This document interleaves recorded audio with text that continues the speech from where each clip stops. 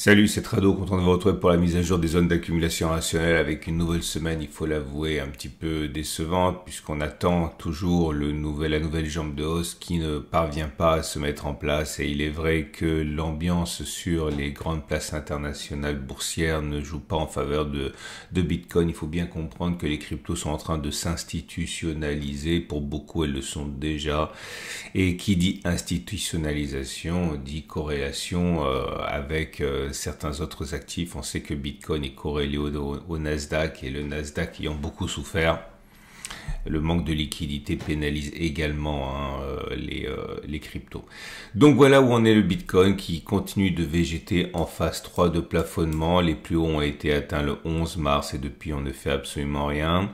On n'a pas de raison a priori de privilégier un passage en phase 4, même si c'est ce qui se passe le plus souvent.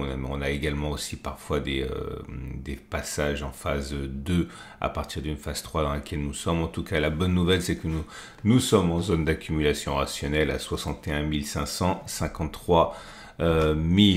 Pour l'Ethereum, c'est pareil en pire.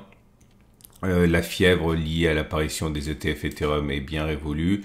On est toujours en phase 3. On a cassé un support important, mais la moyenne mobile à 30 semaines est toujours ascendante, donc on n'est pas en phase 4, même si effectivement là aussi il y a des alertes. La prochaine zone d'accumulation rationnelle, si on y va, c'est 2476, 2160. Avant d'aller plus loin, je vous rappelle que mon partenaire pour acheter du Bitcoin et de l'Ethereum, c'est Cryptcool. Cryptcool qui vous permet de faire de la garde froide, c'est-à-dire en coffre-fort non connecté à l'Internet. Vous achetez, vous vendez simplement, pas la peine d'être un geek pour passer à l'acte. C'est encore une fois dimensionné et réalisé pour que n'importe qui puisse accéder dans les meilleures conditions de sécurité et de simplicité à Bitcoin et Ethereum. N'hésitez pas à découvrir leur offre. Le lien est en dessous de la vidéo. C'est un sponsor. On passe maintenant à la troisième crypto, Binance. Binance est également en situation actuellement de phase 3. On est en zone d'accumulation rationnelle à 544, 456 Ripple. Ripple est malheureusement en phase 1. On n'est plus du tout en phase 2 et non plus 3. On est au-dessus d'une moyenne mobile à 30 semaines qui descend, mais je l'ai déjà dit, pour moi, c'est une nouvelle phase de base qui s'est construite. Je précise pour Ripple et également pour d'autres que les graphes ont un petit peu changé. J'ai adapté ça à l'évolution récente pour être réactif et puis surtout, j'accepte totalement que mon positionnement phase 1, phase 2, phase 3, phase 4 puisse parfois être contesté. C'est pas toujours comme dans les livres. Parfois, il faut faire preuve de flexibilité. Je pense qu'on est en phase 1 et non pas en phase 3, par exemple, sur Ripple. Dogecoin, malheureusement, Dogecoin a perdu énormément de terrain depuis les plus hauts. On en est à moins 55% pour Dogecoin. La bonne nouvelle, c'est qu'on est en zone d'accumulation rationnelle à 0,11, 0,008. On n'est pas en phase 4 parce qu'il faudrait que la moyenne mobile à 30 semaines soit descendante et que l'on casse un support majeur. C'est pas le cas. La moyenne mobile à 30 semaines est toujours ascendante. On notera que pour Avalanche, ce n'est malheureusement plus le cas. On est en phase 4, on a cassé un support important, c'était sur ce niveau, on est en dessous de la moyenne mobile à 30 semaines, donc on est en phase 4 baissière pour Avalanche, mais on est également en zone d'accumulation rationnelle pour le long terme à 23,319.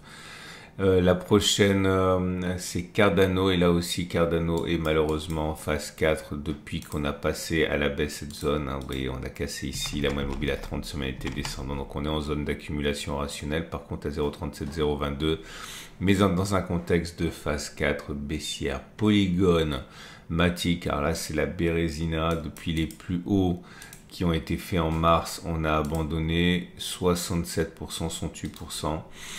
On est en phase 4 baissière, mais on est en zone d'accumulation rationnelle à 0,54, 0,32. Polkadot est également en grande souffrance. Il n'y a que les cryptos majeurs et les altcoins majeurs qui soient en phase 3. Les autres sont en phase 4. Phase 4 baissière, mais on est en zone d'accumulation rationnelle à 463,5. Solana se maintient par contre en phase 3.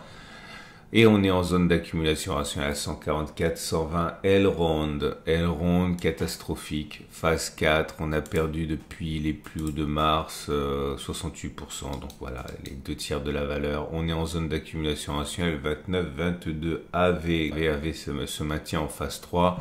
Et on n'est pas par contre en zone d'accumulation rationnelle qui est à 82, 44, Chainlink qui est en phase 4.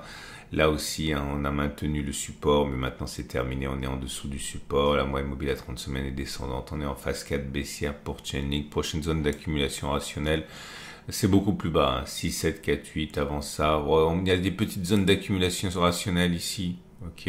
Mais pour moi, la vraie belle zone d'accumulation rationnelle, si on y va, hein, c'est 6, 4, 4,8.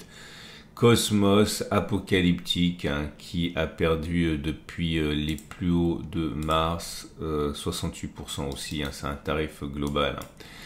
Hein. Cosmos Atom est sur zone d'accumulation rationnelle par contre à 5, 5, 3, 8. On passe aux entreprises majeures de l'écosystème. Marathon qui se maintient en phase 3. En phase de plafonnement, mais attention, la moyenne mobile à 30 semaines est descendante, donc il faudrait pas casser, à mon avis, le support déterminant à pas casser, c'est celui-là, avant de passer en phase 4, ok, donc pour l'instant toujours en phase 3, zone d'accumulation rationnelle 20, 15,5, Riot Platform également en phase 3, zone d'accumulation rationnelle, on y est 12, 1, 8, 6, Coinbase Global. En phase 3, la zone d'accumulation rationnelle, on est dessus, c'est 220, 200 $. MicroStrategy s'en sort mieux forcément avec tous les bitcoins. Mais on n'est pas en zone d'accumulation rationnelle. La zone d'accumulation rationnelle, c'est 1300, 1000 $. On termine avec CleanSpark. CleanSpark en phase 3. Attention, on va casser un support important, mais on n'a pas encore une moyenne mobile à 30 semaines qui descend. Bref, on est vraiment sur le point de passer en phase 4, mais pour l'instant, il faut rester objectif, on n'y est pas. Zone d'accumulation rationnelle, c'est 18, 14 $, on y est, voilà. Je suis désolé de ne pas venir avec des nouvelles un peu plus agréables. Il ne faut pas se dire que c'est terminé, hein. De toute manière, de deux choses l'une, soit vous y croyez dur comme fer et vous continuez d'accumuler sur la zone d'accumulation rationnelle parce que ça a payé jusqu'à présent, soit on va s'envoler, mais dans tous les cas, il y a des raisons de se réjouir, soit parce que le pump et la jambe de hausse va reprendre, soit parce que c'est une bonne période pour accumuler, mais en tout cas, les alt coins majeurs tiennent pour l'instant encore le scénario d'une reprise haussière, hein. On verra. Je vous donne rendez-vous la semaine prochaine, comme d'habitude, c'est mis à jour le dimanche soir, lundi matin. N'oubliez pas que vous pouvez vous procurer ce dont je vous ai parlé, Bitcoin et Ethereum avec mon partenaire. Je vous dis à demain, à dimanche prochain pour la mise à jour.